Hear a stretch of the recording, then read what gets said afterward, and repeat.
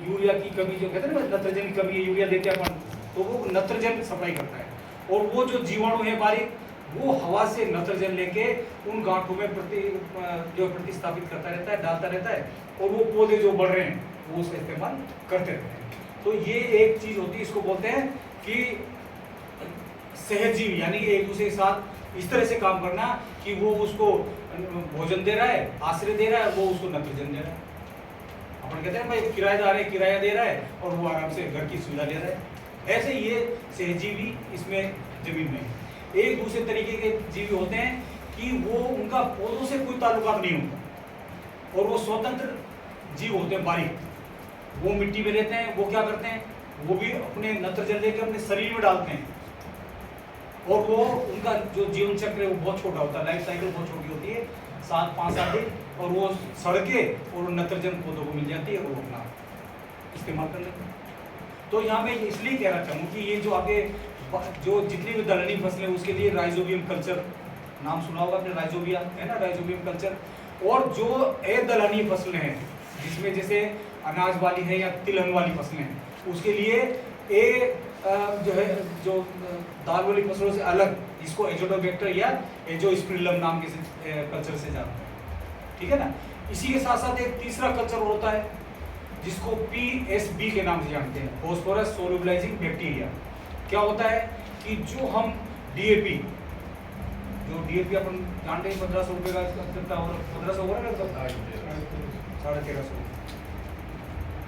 ये जो DAP है, आप बड़े आश्चर्य करोगे इस बात का कि लगभग 75%, यानी कि 3/4, 12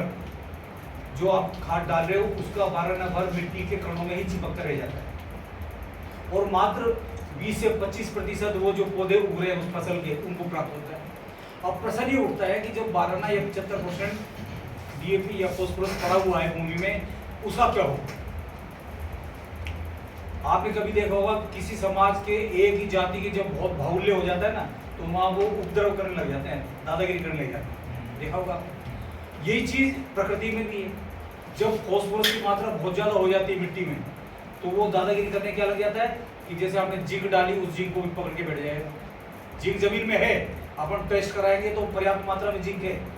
लेकिन वो पौधों को उपलब्ध नहीं होने देता। इसके अलावा जो फॉस्फोरस पड़ी हुई है वो अन्य और भी बहुत सारे अवरोध पैदा करती है। तो अब ये सोचा गया कि भाई ये जो इतनी महंगा उर्वरक है और वो हमारे पौधों को उपलब्ध नहीं हो रहा, और दूसरे अवरोध पैदा और कर रहा है, परेशानी और पैदा कर रहा है, तो उससे बचाव करने के लिए एक जीवाणु की खोज की जिसका नाम है फॉस्फोरस सोल्युबलाइजिंग बैक्टीरिया, PSB। वो बैक्टीरिया है, क्या करता है वो जब हम बीजों के साथ मिला के या मिट्टी में मिला के, वो इससे पहले बताऊंगा कैसे करते हैं उसको, अगर हम उसको बीज के साथ मिला के और हम उसको बिजाई कर दें, तो वो जीवाणु एक बार मिट्टी में चला गया, नमी मिली, उसको वातावरण अच्छा मिला, और वो अभी तेज गति से ये बढ़ते हैं, फैलते हैं, 2 से 4, 4 से 8, 8 से 16, 32, 64, 128, इस तरह से बढ़ते और मल्टीप्लाई होते हैं, और कुछ ही समय में तो ये पूरे क्षेत्र को कवर कर लेते हैं। और क्या करते हैं, ये जो फॉस्फोरस पड़ी हुई है मिट्टी में बेकार, उसको घुलनशील बना के और पौधों को, तो यहाँ ऐसा सूक्ष्म जीवाणु जो कि हम देख भी नहीं पाते, लेकिन उसके पास पावर इतनी है, ताकत इतनी है कि वो हम उसका इस्तेमाल करना, कुछ किसानों का तो मैंने देखा है कि कल्चर उनके खेत तक पहुंच गया, फिर भी वो उसको इस्तेमाल नहीं करते। उससे सारी छोटी सी चीजें क्या काम करते हो। मैं आपसे कह रहा हूँ यूरिया का जैसे कारखाना स्टार्ट हो गया, अगर मान लीजिए आपने कल्चर का सही उपयोग किया है और वो कल्चर सही है, कई बार क्या होता है 6 महीने से उन्होंने आपको उठा लाया या आपने ला के रख दिया, धूप में पड़ा हुआ है, उसके जीवाणु खत्म हो गए, कुछ एक सजीव अपने को जानकारी रखनी पड़ेगी, कुछ ध्यान देना पड़ेगा, उसको अगर अपन तरीके से इस्तेमाल कर लें, चाहे मिट्टी में उपचार के लिए जिसको भूमि उपचार बोलते हैं या बीज उपचार, दोनों में से कोई भी तरीका अपनाएंगे उसका प्रभाव वही मिलेगा। तो क्या होता है, ये एक बार ये जीव जमीन में चला गया, नमी मिली, बढ़ने लग गया, अपने आप तेजी से बढ़ता है ये, और वो अपना काम शुरू करता है। तो यहाँ मैं ये कहना चाहता हूँ कि एक तो आप कल्चर का इस्तेमाल किसानों के माध्यम से, या जो भी किसान जो बीज ले जाए या कुछ भी उसको जरूर दिलवाए, उसका इस्तेमाल करने की तरीका पता है।